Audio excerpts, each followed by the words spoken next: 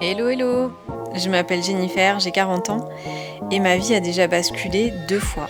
Une fois après un bon gros burn-out qui m'a fait déménager à l'autre bout de la France et créer mon entreprise, puis une deuxième fois suite à une longue maladie.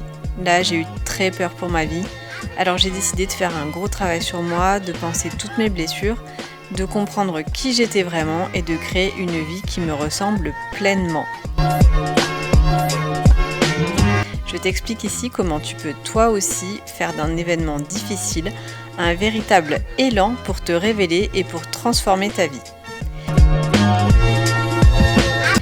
Ici, on parle développement personnel, origine émotionnelle des maladies, outils de connaissance de soi, spiritualité, astrologie, numérologie, âme, mission de vie, équilibre des chakras, blessure de l'âme, trauma enfermé dans le système nerveux, bagage karmique, bagage transgénérationnel, entre autres. Allez, installe-toi confortablement, on va commencer. Hello à toi et bienvenue dans ce 3e épisode sur la compréhension des mécanismes émotionnels qui amènent à tomber malade. Pour ce 3e épisode, je voulais te donner des exemples concrets, donc je vais te raconter quelques anecdotes de compréhension de l'origine émotionnelle des maladies.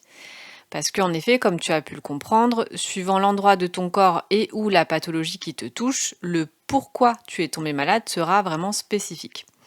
On va prendre comme exemple la poitrine. J'ai une copine qui m'a annoncé récemment être atteinte d'un cancer du sein, et en l'occurrence, c'est son sein gauche qui est concerné. Alors, quant à moi, ce n'est évidemment pas du tout le même problème qui me concerne, fort heureusement. J'ai juste fait 2 mastites. Une mastite, c'est un kyste qui est enflammé au niveau de la poitrine. Donc voilà, rien de grave. Et moi, par contre, c'est au niveau du sein droit. Donc, d'ailleurs, globalement, c'est toujours le côté droit qui morfle chez moi.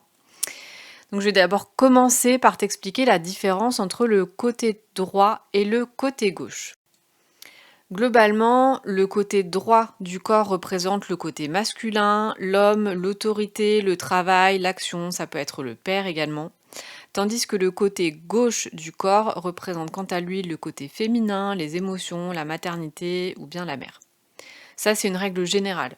Par contre, ce qu'il faut retenir, c'est que ça s'inverse quand on parle du visage. Là, c'est le côté droit qui devient alors le côté féminin, tandis que le côté gauche devient le côté masculin. Bref, pour mon amie qui est atteinte d'un cancer sur le sein gauche, ça parle plutôt de difficulté à se relier à sa propre féminité, à recevoir de l'amour, de l'affection, de la gentillesse. C'est aussi le sentiment de ne pas avoir besoin de l'aide d'autrui parce qu'on pense pouvoir tout assumer soi-même. C'est également une tendance à s'accabler de responsabilités au-delà de ses limites jusqu'à se sentir anxieuse et exténuée. Et c'est aussi le besoin profond d'être appréciée et de plaire aux autres. Justement, cette amie me disait qu'elle organisait tout le temps les fêtes d'anniversaire de ses amis, qu'elle a déjà fait un burn-out parce qu'elle prenait tout sur elle, et qu'en effet, la féminité et le fait de recevoir sont pour elle des sujets qui sont difficiles. Elle sait donc que ce sont ces sujets qu'elle doit travailler et est en train d'engager de beaux, vrais changements dans ce sens. Quant à moi, pour le sein droit, donc ça parle plutôt de ne jamais se reposer, d'être toujours occupé à faire quelque chose, d'avoir une propension à devenir une accro du boulot.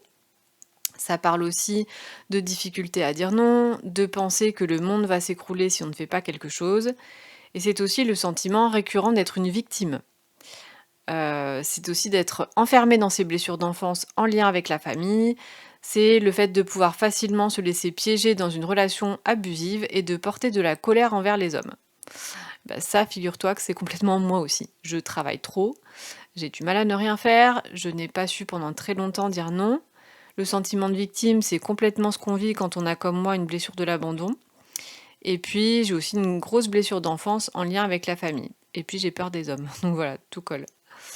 Dans ces 2 exemples, tu as pu voir que cette amie et moi n'avons pas tout à fait les mêmes problématiques et que le sein concerné correspond vraiment à nos problématiques respectives.